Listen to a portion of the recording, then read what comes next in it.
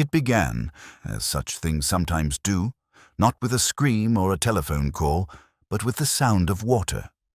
Rain had fallen all morning, soft and persistent, the kind that makes Oxford seem both older and newly born. I remember standing in the quadrangle of Magdalen, watching the pond blur itself into a kind of mirror, a flat, uncertain eye that reflected nothing clearly. The college stones, damp and faintly glistening, seemed to breathe in the mist. Students passed under umbrellas, their footsteps quiet as punctuation marks in a sentence that would never quite end. I had not yet been called to the case. That came later, with the usual economy of words from strange. But even then, something in that still water troubled me. Perhaps I was already thinking of Fellworth, though I didn't yet know his name. There are times one senses an absence before it is declared. Later, when Lewis and I arrived at the rooms, the air had already cooled around the event. The body had been taken away, the doctor's pronouncement made, the porter's curiosity half satisfied. Fellworth's room was one of those narrow, book-lined chambers where time appears to stall between editions. There was a smell of dust and pipe smoke, and on the desk, as if placed with ceremonial care, a small glass of brandy half finished. The details bothered me, though I couldn't yet say why. Lewis, efficient and unromantic, noted the empty glass and said it suggested calm acceptance. I thought otherwise. A man of Fellworth's discipline would not have left half a drink behind unless something had interrupted him, but then who am I to lecture on unfinished brandy? I moved slowly about the room, touching nothing. The curtains were drawn against the drizzle, though one corner had been folded back. On the mantel lay a photograph of a woman standing beside a canal, her reflection broken by water. Only half her face remained. The picture had been cut. There was an intimacy in that gesture, the quiet violence of it. I imagined scissors gliding through memory. Fellworth, I learned, had been a retired classicist, the sort who believed that morality could be derived from meter. His colleagues spoke of him with the weary admiration reserved for those who lived too long in the company of dead languages. One said he had become withdrawn, another that he was thinking of leaving Oxford altogether. I found that unlikely. Oxford, once it grips you, seldom lets go. It becomes a sort of addiction to atmosphere, to memory, to the illusion of intellect. On the desk, beside a dictionary of Latin tags, lay a small notebook. I turned the first page with care. It contained a single line, written in a thin, elegant hand, "Nihil est aquae stabilius." Nothing is more treacherous than still water. I remembered that line later and how he had underlined it. Lewis, meanwhile, spoke with the porter, who remembered an evening call. A woman's voice, calm, foreign perhaps, asking for Dr. Fellworth at 10:30. No name left, no message. He had gone up to deliver it, but the professor had already retired. The call came from outside Oxford, somewhere near Banbury Road. These details meant little to Lewis. To me, they shimmered faintly, like light below a dark surface. When I looked once more into that cut photograph, I found myself wondering about love, how it curdles, how it lingers like the scent of a book once closed. There was tenderness there, and something like guilt. I thought of how water reflects both sky and decay, and how men like Fellworth often drown without ever leaving shore. That night, I walked back across the quadrangle. The rain had stopped, but the pond held the last of it, a black mirror under the lanterns. My reflection swam uncertainly among the ripples. Somewhere, behind one of the curtained windows, a piano began to play a hesitant minor melody that rose and faltered. I stood for a while, listening until the notes dissolved into the damp air. The college was silent again, and in that silence I realized, not for the first time, that Oxford has a way of turning its dead into metaphors long before their funerals. Lewis brought me the photograph again the following morning, sealed inside a transparent evidence slip as if it might still breathe. I had asked him to find out where it was printed, though I already knew it would lead nowhere. The edges were too cleanly cut, the kind of surgical neatness that only sentiment produces. I studied the woman's half-turned face beneath the lamplight. Her smile, if it was one, seemed to occur somewhere between irony and reluctance. Water shimmered behind her, a Venetian canal, I thought, judging by the railing pattern. The light struck her hair as if borrowed from another time. Lewis asked whether she might have been Fellworth's wife. I told him Fellworth had been widowed for nearly 15 years. The porter confirmed that the only regular visitor these last months had been Dr. Harcourt from the classics faculty. But this woman, this fragment, did not resemble Eliza Harcourt's angular poise. There was warmth in her outline, something softer, more careless. I remember turning the photograph over. On the back was the faint impression of ink, long since faded, perhaps a note once written, then rubbed away by regret. The paper smelt faintly of tobacco and lavender, an improbable marriage. I thought of Fellworth's fingers touching it each night before sleep, of the ritual repetition of guilt disguised as longing. Men of intellect have their devotions, and some of them are fleshless. Lewis said he'd found a half-burned envelope in the grate, the remnants of a foreign stamp clinging to one corner. I pieced it out carefully with tweezers. The postmark was Italian. Florence, perhaps, or Venice. There was an A and a faint curve of what might have been a V. I heard my own voice remark, mostly to myself, that grief is a migratory bird that returns to the same places, even after decades.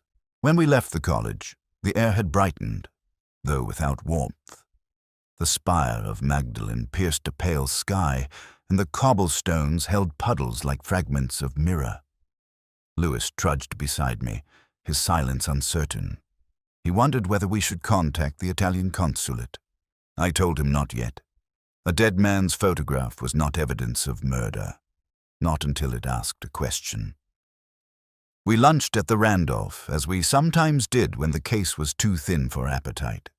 Over a tepid point, Lewis mentioned that the porter recalled an anonymous phone call the night before Fellworth's death of a woman's voice, careful and calm, asking for him by title, not by name. The details caught my attention. Formality, in a moment of fear, is rarely natural. I said as much, though perhaps more to the glass than to Lewis. Later, in my office, I laid the photograph beside a crossword puzzle I'd been neglecting. One clue read, reflected image, half concealed. 7. I couldn't help smiling at the coincidence.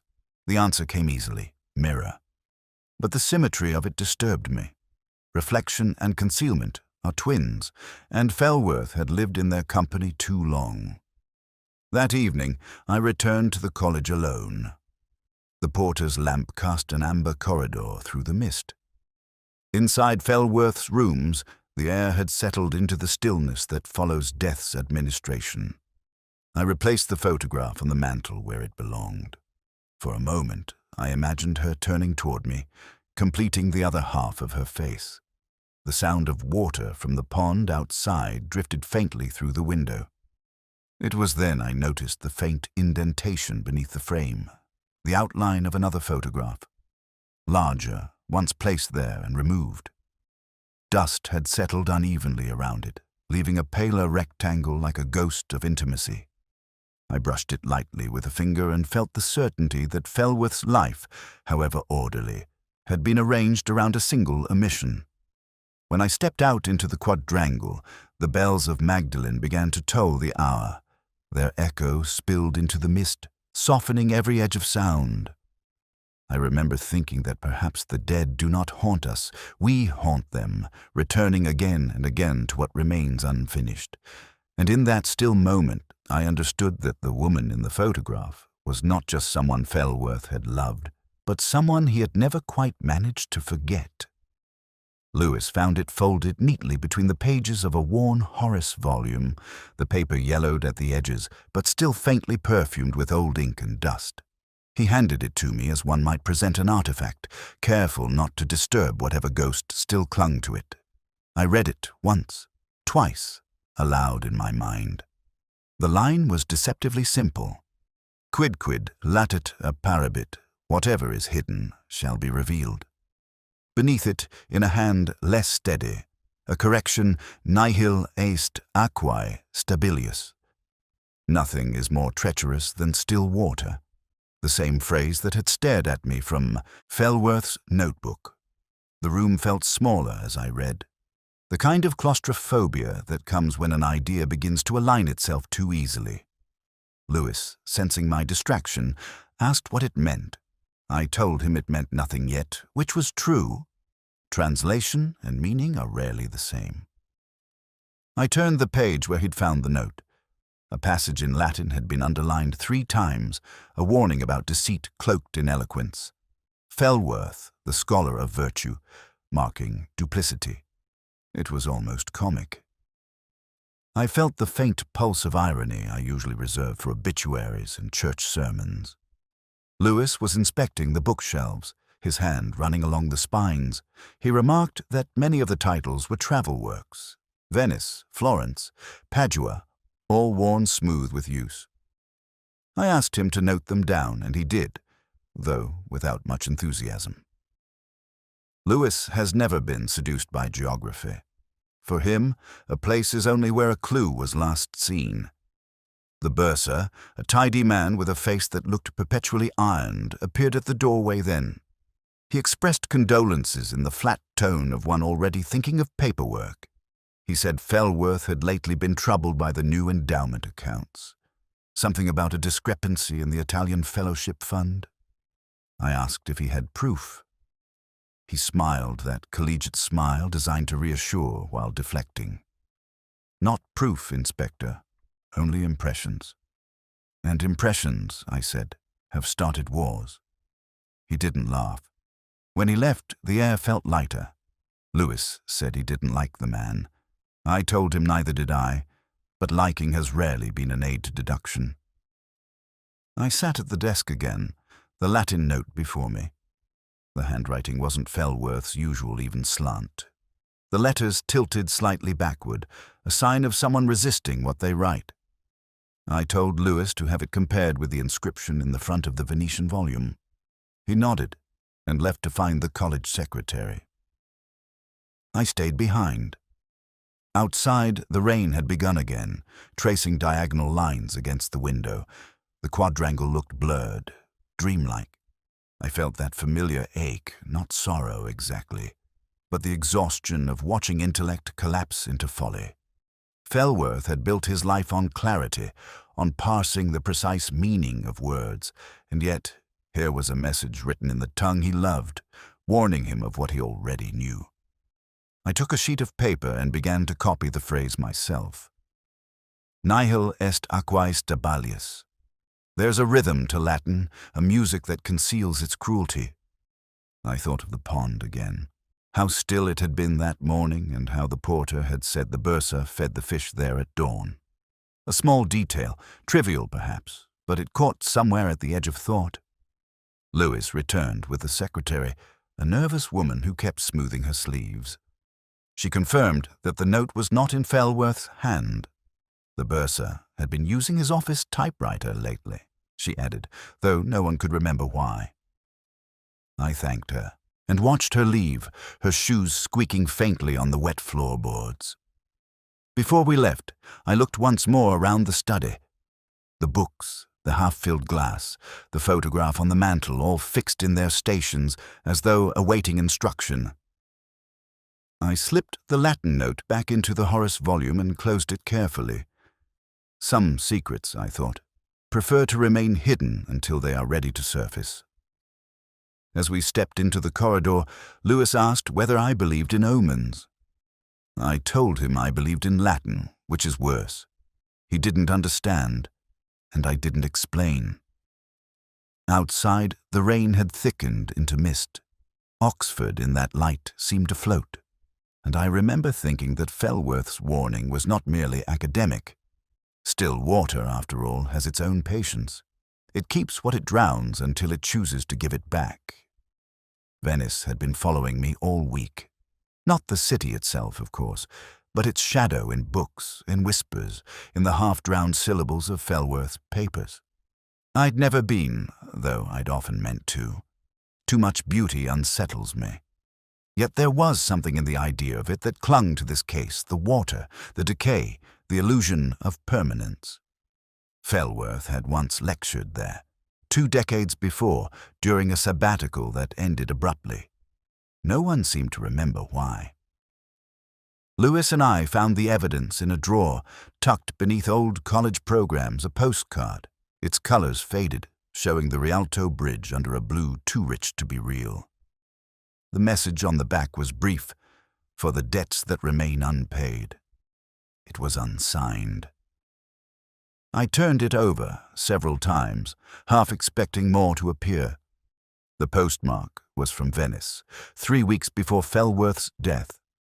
Lewis, with his plain practicality, suggested it was from a friend.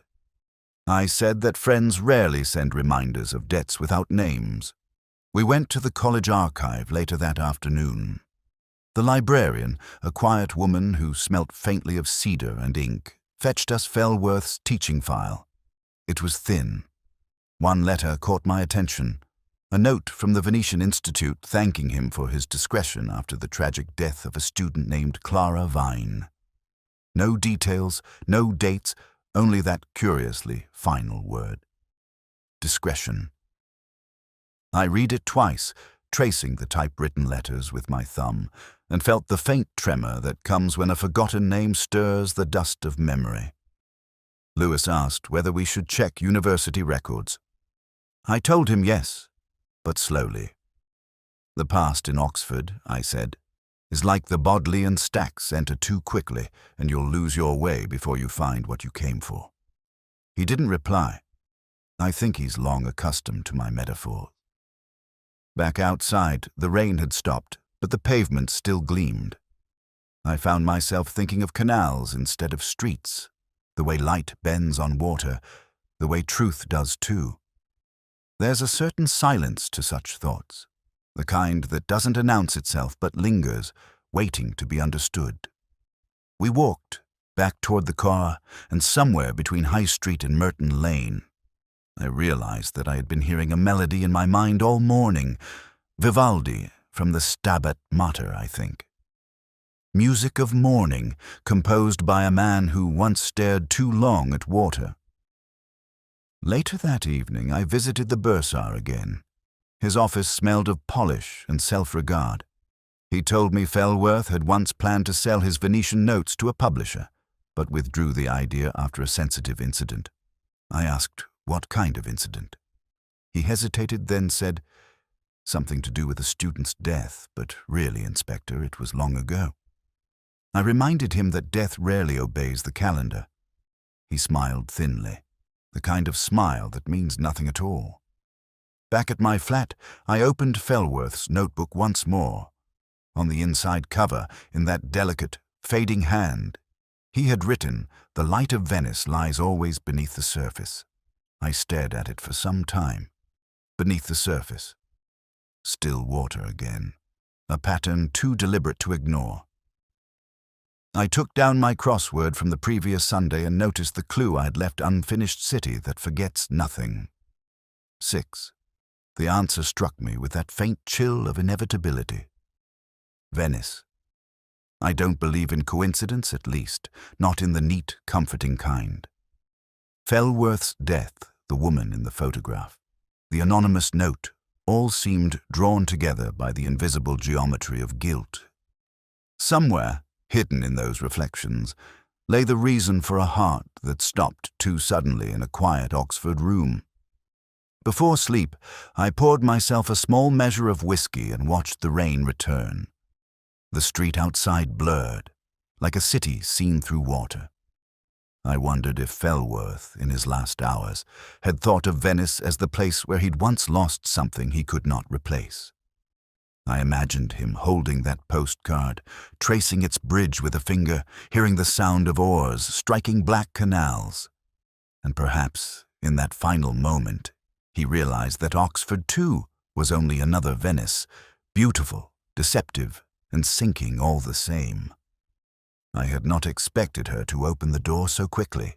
Most people in Oxford hesitate before letting a policeman into their private dusk, but Dr. Eliza Harcourt stood framed against the yellow light of her flat, as if she had been waiting for the knock, or had heard it often in her imagination. She was barefoot, her hair untidy, her voice level. "Come in, Inspector. You may as well." There was no defiance in it, only resignation, the tone of someone long accustomed to the idea that truth is less dangerous than delay. The sitting room was small, book-heavy, and faintly scented with clove cigarettes. I noticed a record sleeve by the gramophone Mahler, Fifth Symphony, though no music was played. A half-finished glass of wine rested beside her papers. She poured another for me without asking, and I took it, knowing refusal would have been impolite in that narrow Oxford way. She asked if I believed Fellworth had been murdered. I told her that belief wasn't the right word. I believed only in patterns, and patterns don't lie as people do. She smiled, but her eyes looked past me. Adrian was always chasing patterns, she said. He thought life could be rendered grammatical, like Latin. Every error could be declined, every sin conjugated. She paused, then added, "I suppose I loved him for that, or because of it." I didn't answer. Love was not a word I ever found much use for in interviews, though it often hung in the air long after the questions had ended. She spoke then, not in confession exactly, but in the careful rhythm of someone constructing meaning from memory. Fellworth had received a letter from Venice, she said, a few days before he died. It mentioned the name Clara Vine. She had been his student once, decades ago. There had been a scandal, hushed with academic efficiency. A girl drowned, a fellowship withdrawn, and silence bought with discretion. Harcourt had discovered this while helping Fellworth with a lecture draft on moral ambiguity in Renaissance poetry. He told her the girl's death had never left him, that he still sent money each year to her mother in Padua. I asked how she knew it was money. She looked at me, surprised. "Because he told me," she said quietly. "Because guilt makes men generous." There was a moment then, the kind that always unsettles me when compassion begins to resemble suspicion. She said Fellworth had seemed frightened the week before his death, that someone had been writing to him, accusing him of theft, of betrayal, of cowardice. She didn't see the letters, only the tremor in his hands when he read them. I asked if she thought he'd taken his own life. She said no, too swiftly. Then softer, but perhaps he was helped. While she spoke, I noticed a notebook under a pile of journals. Its edge was marked with the same faint ink stain I'd seen in Fellworth's study. When she excused herself to fetch more wine, I drew it slightly toward me. Inside were annotations on a forthcoming article, her own titled "Duplicity and Devotion in the Late Latin Mind." A phrase caught my eye. "The purest deceit is the one shared by two who need it equally." I replaced the book before she returned. She sat opposite me, legs folded beneath her, as if we were colleagues instead of opposites in a quiet duel. She asked what I thought the note in Latin meant. I told her that still waters can hide many currents. She smiled again, faintly mocking. Then she said something I've never forgotten. The truth is only unbearable when it is correct. It's the wrong truth that let us sleep. When I left, the bells of St. Mary's were striking the hour. The street glistened from a recent shower, and her silhouette lingered behind the frosted glass, unmoving. Lewis asked later what she had confessed to. I told him nothing in words, but quite a lot in pauses. In Oxford, after all, silence is often the most articulate form of guilt.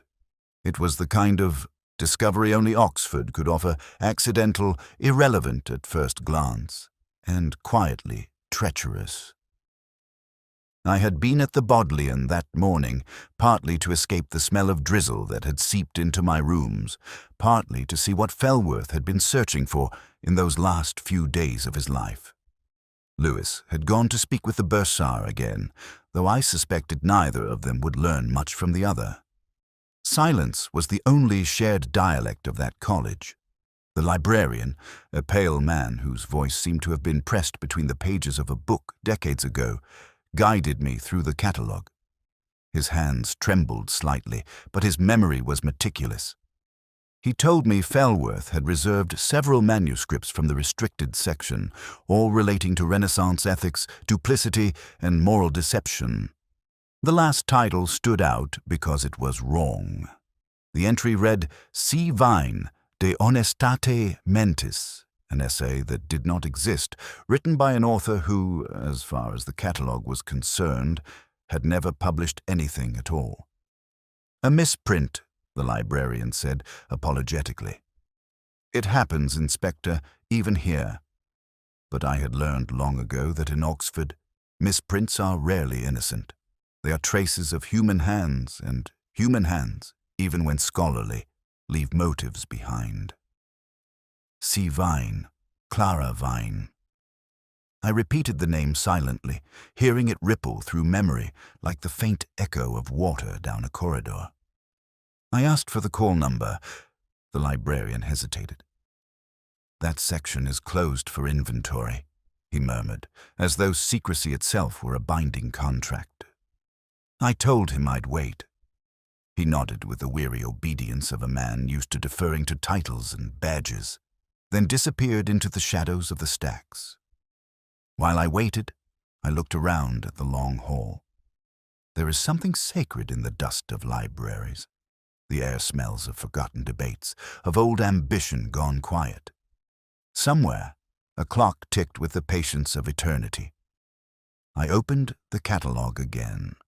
The misprint had been typed on a ribbon that had faded unevenly, the Y in Vine slightly higher than the rest, as if the machine itself had doubted the name.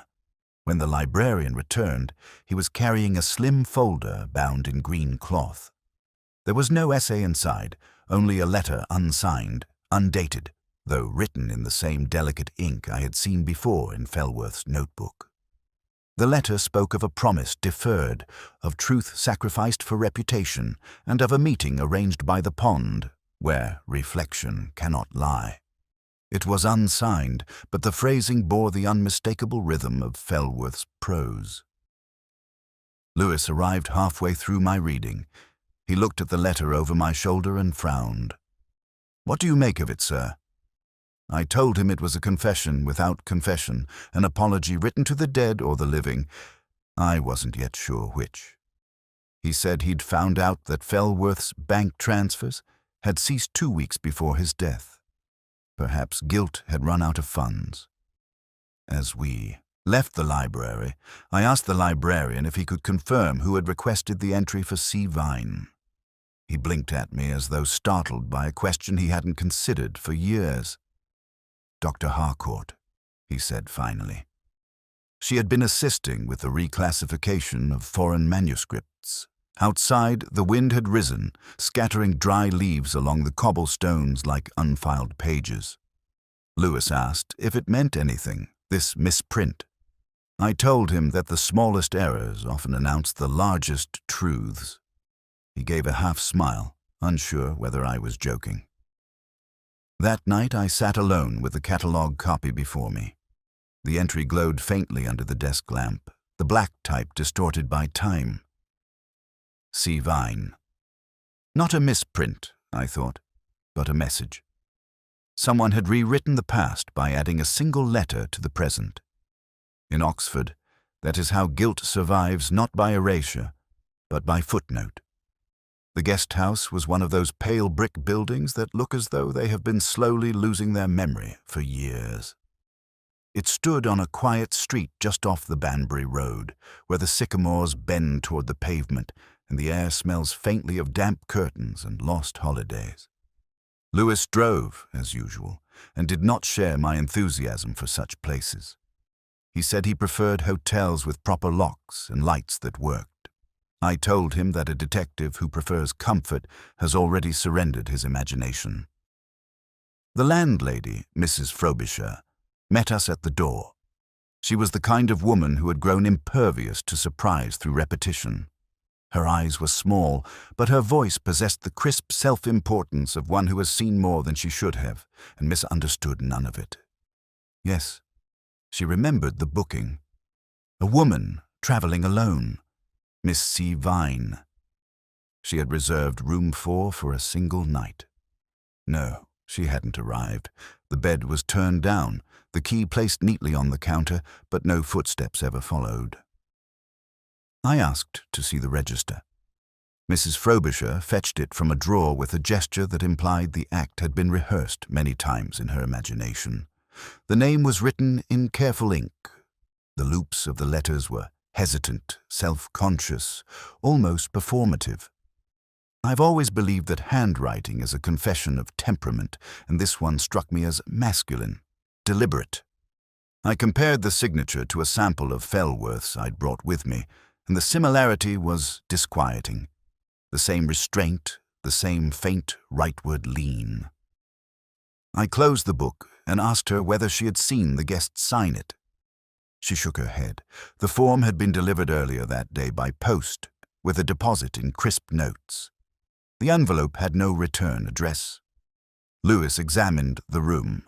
The bed was untouched, the towels precisely folded. A vase of artificial flowers stood on the dressing table, a small radio beside it, whispering static. On the wall above the bed hung a print of the Bridge of Sighs, slightly askew. I straightened it without thinking. There was a faint indentation on the carpet by the chair, the shape of a suitcase that had been placed there briefly, then removed. Lewis remarked that perhaps the visitor had changed her mind. I told him that people who plan disappearances seldom do so impulsively. I sat for a while on the edge of the bed. The air smelled faintly of furniture polish and rain seeping through plaster. There was something about the silence that felt theatrical, as though the room had been waiting for applause that never came. I opened the drawer of the bedside table. Inside was a Bible, its pages uncut beyond the Psalms. I turned to one at random, Psalm 69. Save me, O God, for the waters are coming into my soul. I closed it quietly. Some coincidences insist upon being noticed. Back downstairs, I asked Mrs. Frobisher whether she had received any calls for the missing guest.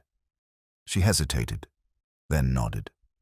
A man's voice, foreign perhaps, had telephoned twice that evening. He'd asked whether Miss Vine had arrived. She had said not yet.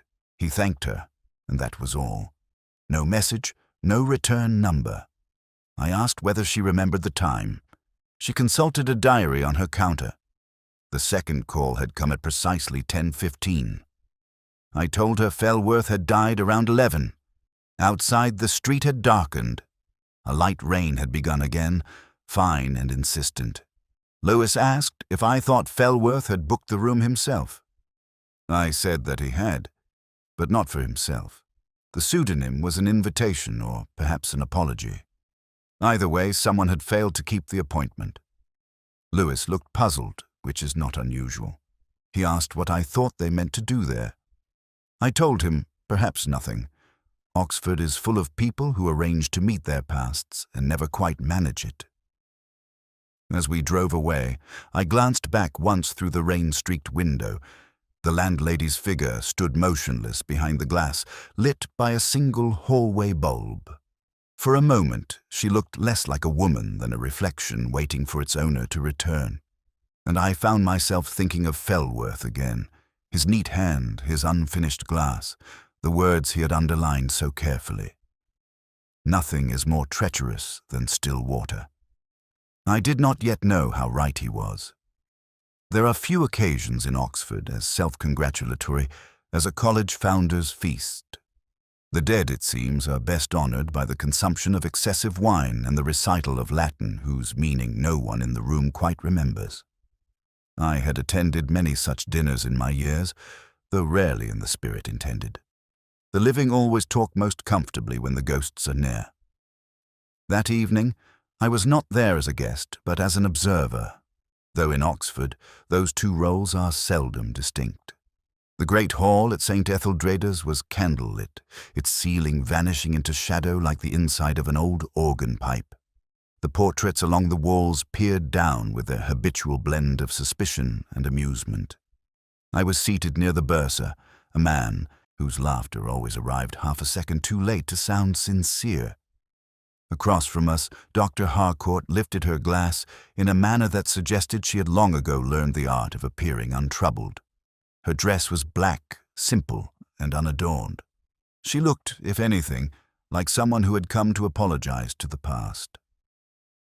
The master gave his speech a weary chronicle of benefactors and endowments, concluding with a sentimental nod to Felworth's many years of devotion. The hall responded with a polite murmur. I noticed Harcourt's fingers tightening around her glass. Lewis, who had been watching her too, leaned toward me and whispered that grief makes good theatre.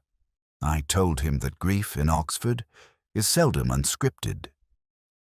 After the toast, I wandered to the high table and studied the framed photographs of past scholars. Felworth's image had already been placed among them, a black ribbon tied discreetly at the corner. His face, captured years younger, carried that slight expression of irony particular to men who believe knowledge can save them. I wondered if he would have found any of this amusing. The candles flickered, and for a moment the reflection in the glass seemed to tilt his eyes, meeting mine across the years. I turned away. Later, over the clatter of plates, I found myself beside the bursar again. He was speaking too loudly, too earnestly, about the college's recent financial tidying. He used that word twice, though it was a moral act. When I asked whether the Italian fellowship had been part of this housekeeping, he hesitated. Only for a moment, but enough.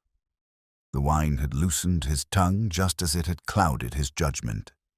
He muttered something about irregularities, Felworth's reluctance to sign, and then stopped himself with a brittle laugh. I told him that laughter rarely improves a confession. Across the room, Harcourt caught my eye. There was a question in her look, or perhaps a warning. The hall hummed with conversation, yet it felt suddenly airless, as though every voice belonged to someone already buried.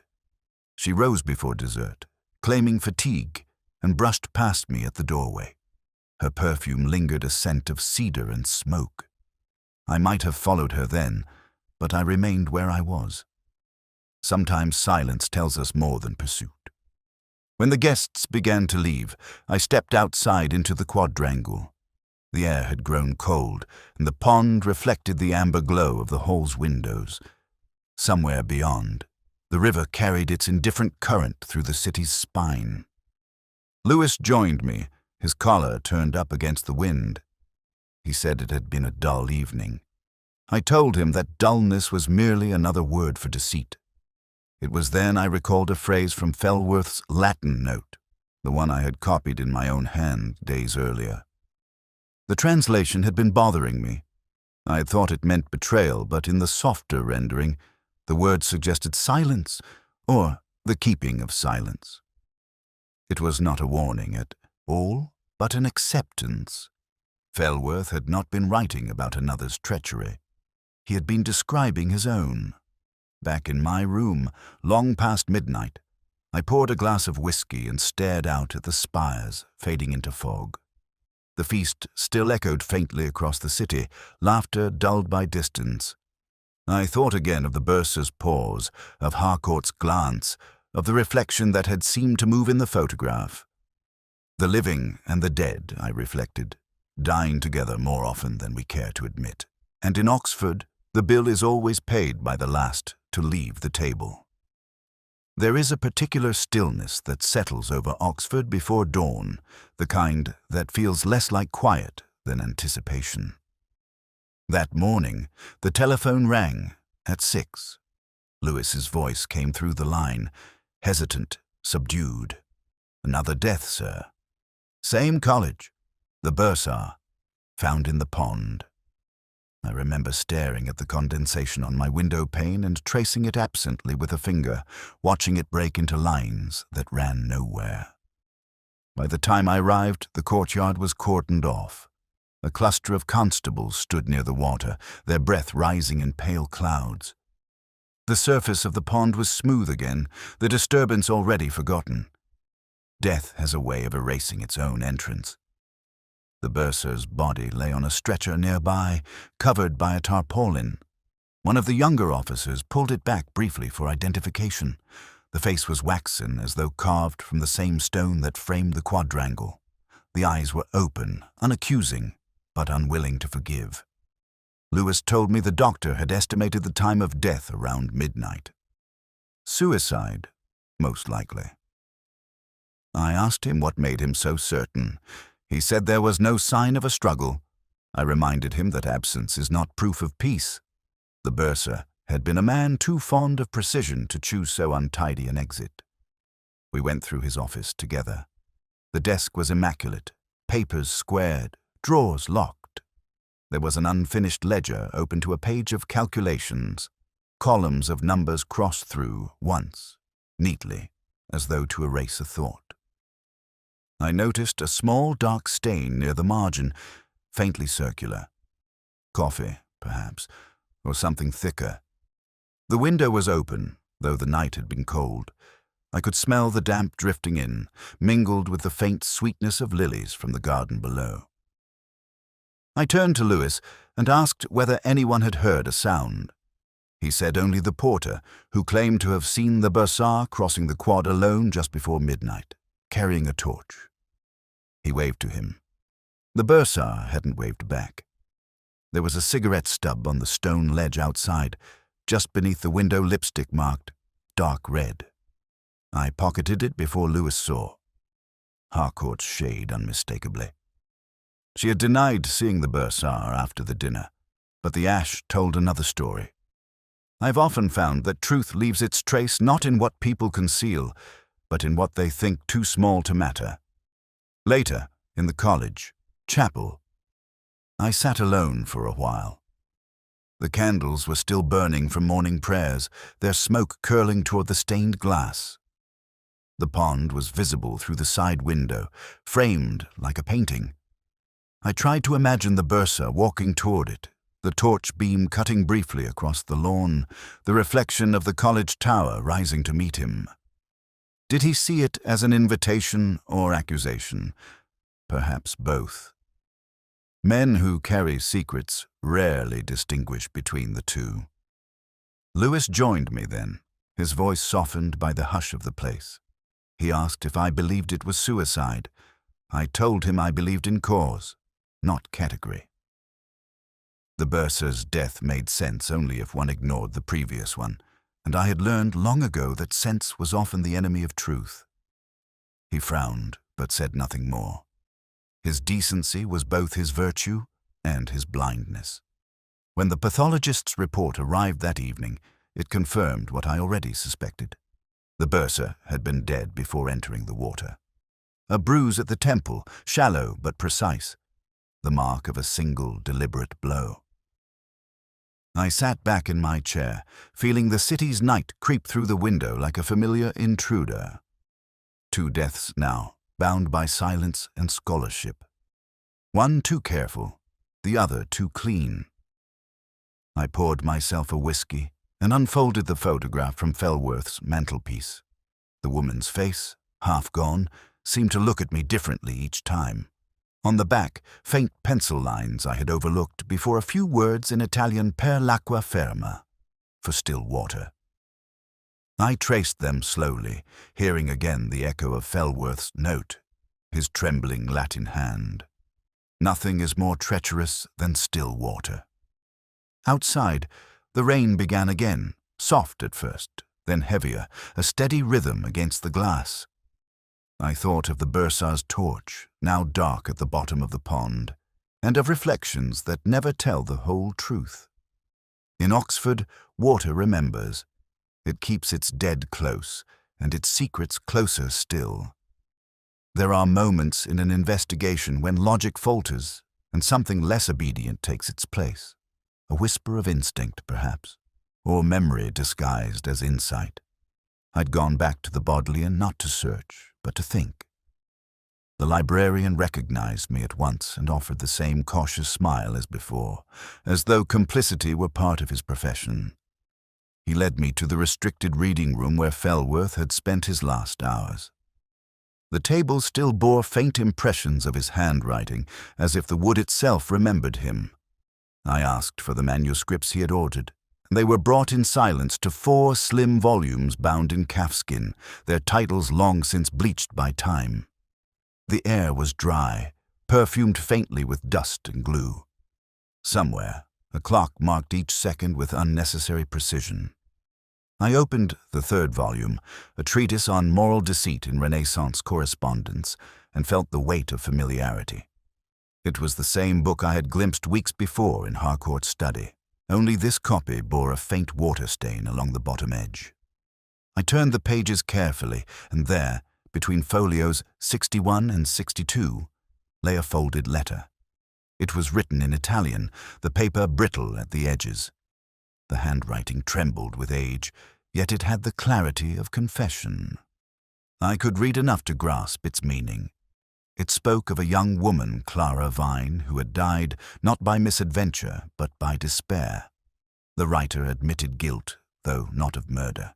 He had concealed another's involvement, had chosen silence over justice, and had lived ever since beneath the weight of that decision. The letter was signed not with a name, but with an initial A. It could only have been Felworth. I sat for a long time staring at the page, aware of the dust motes drifting through the light like unhurried thoughts. The letter was not a revelation, but an echo, a repetition of what I had already begun to suspect. Felworth had been paying for someone else's sin, the bursar's perhaps, or Harcourt's. The line between the two had always been difficult to see. Lewis arrived late in the afternoon. He looked uneasy, as men often do when the dead begin to speak. He asked what I had found. I handed him the translation I had scribbled in my notebook. He read it once, frowned, and said it didn't make sense. Why would Felworth hide such a thing in a library instead of destroying it? I told him that guilt, like scholarship, needs an audience even if it's only imagined. He nodded, though without understanding. We went together to Harcourt's rooms. She received us calmly, as though the call had been expected. Her face was pale, but her voice was steady. When I placed the letter on her desk, she glanced at it once and looked away. She said she had never seen it before, though her eyes betrayed the weariness of recognition. I asked her why she had lied about the bursar. She said she hadn't exactly. They had met that night, yes, but only to end an argument about Felworth's research grant. She claimed the quarrel had turned bitter, that the bursar had slipped by accident as she left. She spoke without embellishment, almost without emotion, as if rehearsing a truth she no longer believed in. When she had finished, I asked one final question, why she had rewritten the library catalogue entry to include C. Vine. Her hand, resting on the desk, tightened slightly. Because he asked me to, she said. He wanted her name somewhere safe, somewhere permanent. Outside, the evening had turned to mist. Lewis walked beside me in silence until we reached the gate. He said he wasn't sure whether to arrest her. I told him that Oxford has never been good at deciding where innocence ends. He muttered that I sounded like a priest. I said priests forgive. I only remember. Later, in my own room, I unfolded the letter again. The ink had faded, but the last line remained clear. Chi tace, confessa due volte. He who keeps silent confesses twice. I thought of the pond, the stillness of its surface, the reflections of towers that no longer existed once the ripples began. Felworth's silence had been his confession, Harcourt's her inheritance. I poured a whiskey, listening to the rain at the window. It struck me then that truth, like water, never stays where we place it.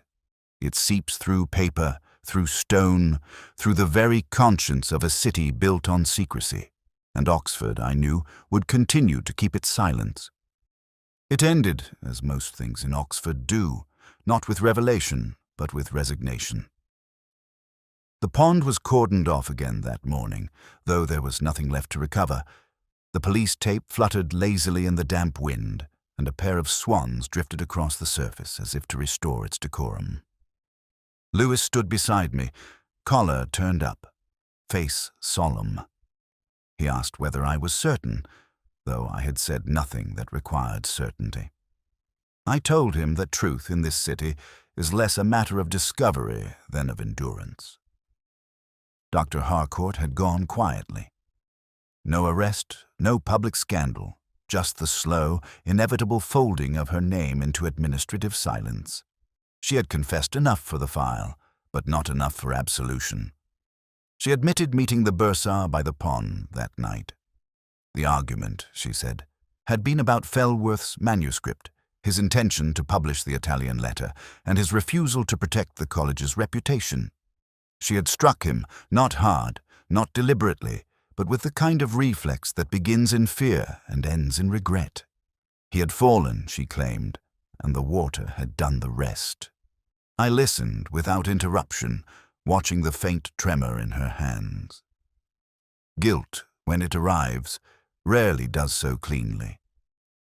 In the quiet that followed, I found myself thinking less of the dead than of the living, of how Oxford collects its tragedies, the way it collects its books, catalogued, bound, and shelved out of reach. Fellworth had carried his secret for 20 years, Harcourt had inherited it, and the bursar had profited from it. Each believed silence would protect them, but still water, as he once wrote, deceives through calmness. When the paperwork was done, I walked alone to the quadrangle. The rain had thinned to mist, the kind that feels almost deliberate in its persistence. The pond was once again a mirror, its surface unbroken save for the widening rings where a leaf had fallen. I thought of the letter folded, hidden, waiting all those years for someone to open it. The confession had not changed the dead, it had only clarified the living. Perhaps that is all we ever do. Lewis joined me again, this time with 2 paper cups of coffee. He said the coroner would close the case as accidental death. I nodded. He asked whether I believed that. I said I believed in facts and in their limitations. The rest, I told him, belongs to conscience. He looked unconvinced but didn't press.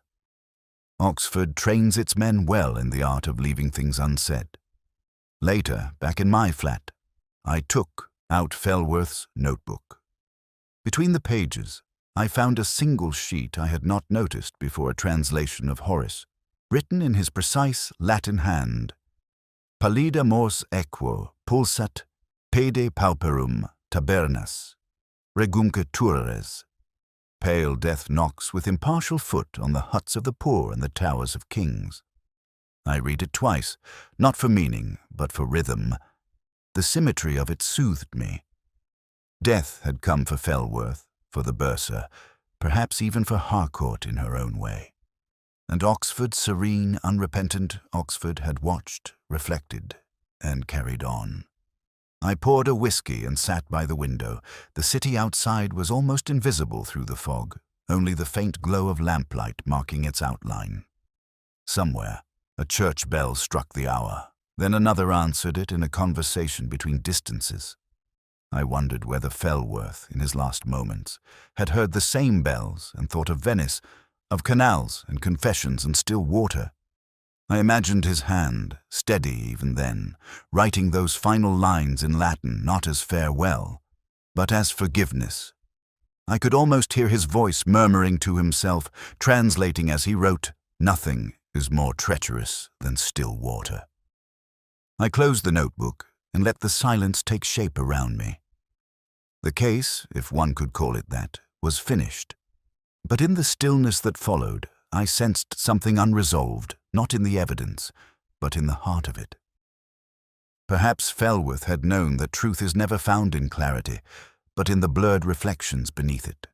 Perhaps that was what drew him to water.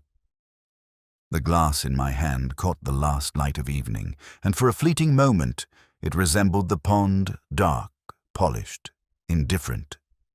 I lifted it, not in triumph, but in tribute, to the dead who never speak, and to the living who never quite stop listening.